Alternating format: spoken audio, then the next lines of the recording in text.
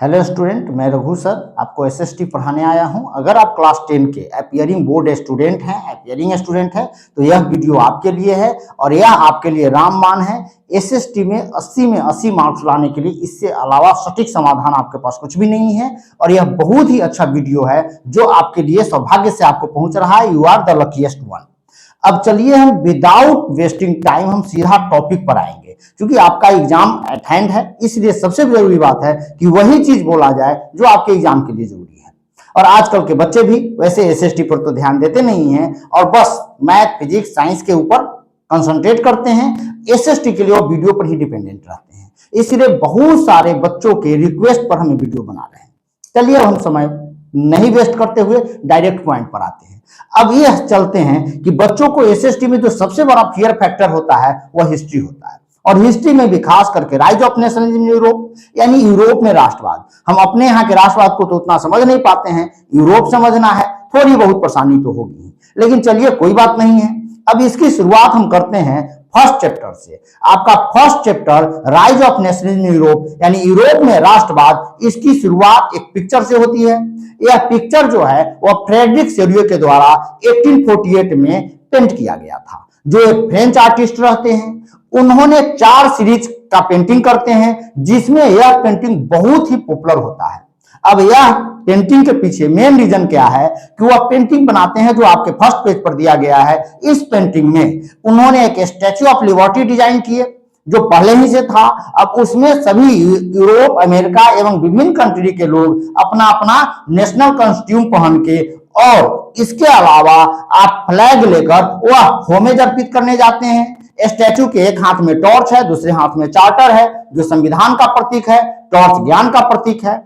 अब इस पिक्चर में दिखाया गया है कि एक बाउंड्री है जिसमें एब्सोल्यूटिस्ट सिंबल्स को फेंक दिया गया है, जैसे राज सिंहासन हो गया, राजदंड हो गया, और भी मोनार्ची से रिलेटेड जितने भी सिंबल हैं सबको फेंक दिया गया है। दूसरा, इस पेंटिंग की सबसे बड़ी जो विशेषता है कि किसी भी चीज को, जैसा कि हम सब जानते हैं कि रिलीजन से अगर जोड़ देते हैं तो वह चीज बहुत पॉपुलर होता है। अब इसमें रिलीजन से जोड़ने के पीछे मेन मकसद था कि लोगों को जागरूक करना, और इस पेंटिंग में दिखाया गया है कि किस प्रकार से इस काम में जीसस क्राइस्ट एंजल का भी आशीर्वाद है, ब्लेसिंग है। फलतः यह पेंटिंग बहुत पॉपुलर हुआ। इस पेंटिंग के उद्देश्य के ऊपर हम चलते हैं, जिससे क्वेश्चन आएगा कि इसका मेन उद्देश्य क्या था। तो इसका मेन उद्देश्य था to create awareness amongst the people, यानी लोगों के अंदर में एक चेतना जागरूक करना, खास करके एक ऐसा अवेयरनेस लाना जो राष्ट्रवाद से रिलेटेड हो।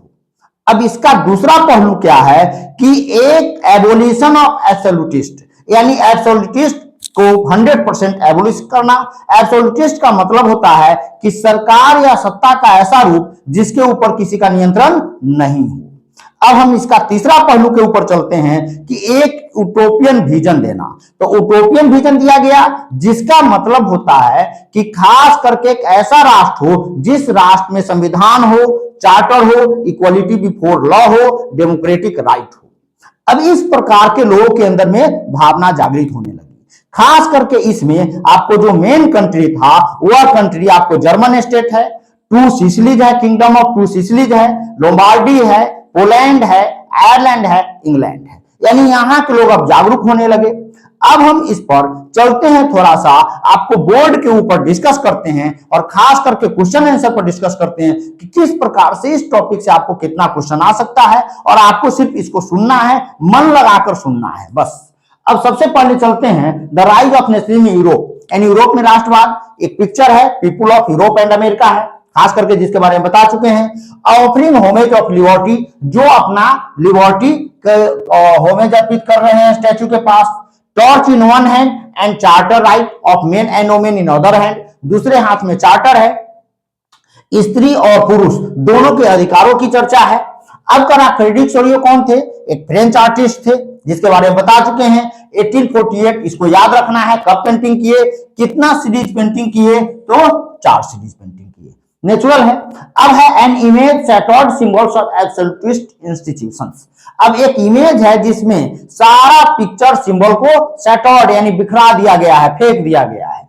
अब एक कह रहा है कि गेव यूटोपियन विजन, जिसके बारे में आपको हम बता चुके हैं। नेक्स्ट में है identified by flags and national costumes. अब क्या है कि मेन उनका विजन था कि लोगों की पहचान राजा के नाम से ना हो, उस देश की राष्ट्रीय झंडा से हो, राष्ट्रीय ड्रेस से हो। अब जैसे कि आप इंडिया से बाहर कहीं जाते हैं, अगर आपके पास अगर कैप पहने हुए हैं और उस पर तिरंगा का झंडा है, तो नेचुरल है कि बाहर के लोग समझ जाएंगे यू आर इंडियन, यानी आपकी पहचान एक इंडियन के रूप में एक फ्लैग से होती है। इसी प्रकार का एक विजन था।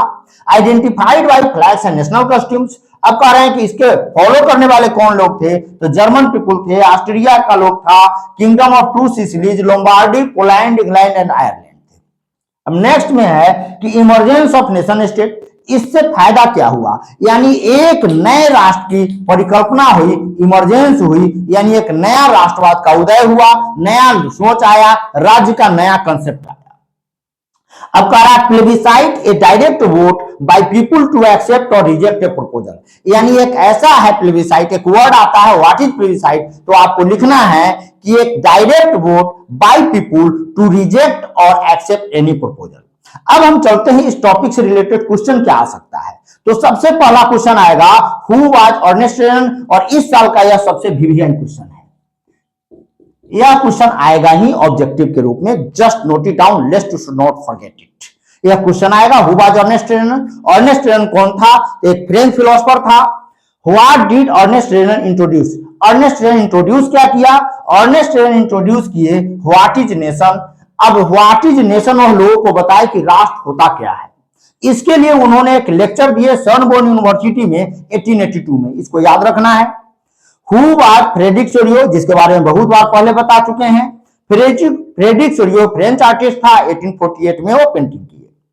करा what is absolutist, what is absolutist, यह 2 नंबर का भी क्वेश्चन आ सकता है, ऑब्जेक्टिव में भी आ सकता है। अब कह रहा है कि ए गवर्नमेंट और a system of rule that has no restraints on the power exercise, यानी उसके ऊपर जो पावर किया जाता है उसके ऊपर कोई नियंत्रण नहीं हो, यह कंसेप्ट था। What is utopian vision, a vision of a society, एक सोसाइटी का विजन। अब इस प्रकार से आपका प्रील्यूड यानी फर्स्ट टॉपिक खत्म हुआ, और इस टॉपिक से रिलेटेड इससे अधिक क्वेश्चन नहीं आ सकता है, गारंटी है।